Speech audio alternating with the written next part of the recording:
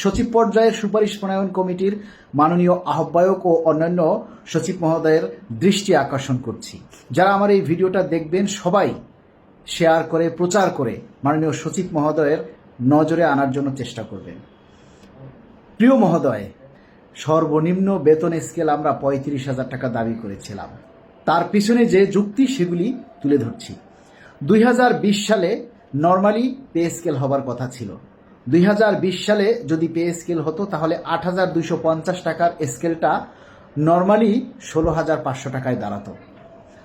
তার 5 বছর পর অর্থাৎ 2025 সালে যদি আরেকটা পে স্কেল হতো তাহলে সর্বনিম্ন যে স্কেল ১৬,৫০০ সেটাকে ডাবল করলে ৩৩,০০০ টাকায় দাঁড়াতো।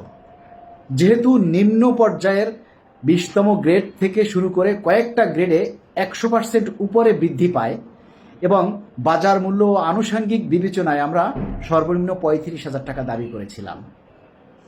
তাছাড়া বেতন কমিশনের মত বিনিময় সভায় আমি নিজে উপস্থাপন করেছিলাম যে মাননীয় মহোদয়, একজন কর্মচারী যদি তার ঘরে 20 টাকার ভাত, 20 টাকার আলুর ভর্তা আর 10 টাকার ডাল খায় তাহলে তার এক বেলায় একজনের খরচ হয় 50 টাকা। যদি 3 বেলা খায় তাহলে 150 টাকা।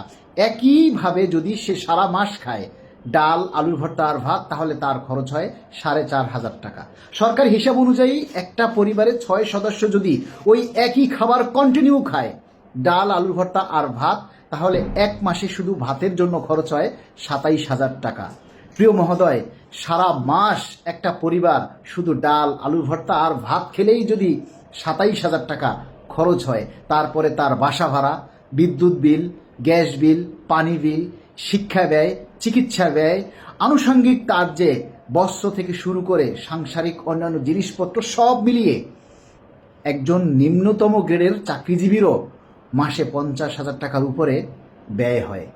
অথচ আমাদের এই সরকারি চাকরিজীবীদের একজন 20তম গ্রেডের কর্মচারী সর্বসাকুল্যে 2015 সালের হিসাব অনুযায়ী 15 থেকে 16,000 টাকা বেতন পায়।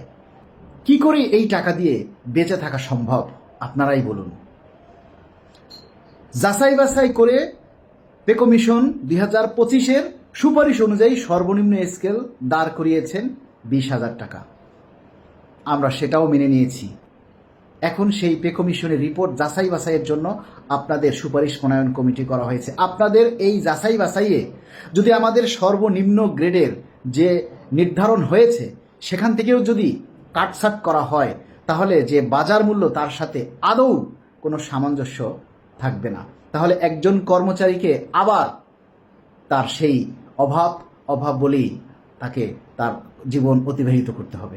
তো মাননীয় মহোদয়, আপনাদের কাছে করজোর অনুরোধ, বাজার দর এবং এই বর্তমান সময়ের সাথে সামঞ্জস্য রেখে আপনারা সেই যাচাই বাছাইয়ের সুপারিশ চূড়ান্ত করবেন এবং দ্রুত সময়ের মধ্যে আগামী বাজেট প্রণয়নের আগেই যাতে আপনারা এই সুপারিশটা দ্রুত জমা দেন এবং বাস্তবায়নের জন্য প্রয়োজনীয় পদক্ষেপ গ্রহণ করেন, সেজন্য আপনাদের কাছে আমরা করজোর অনুরোধ করছি।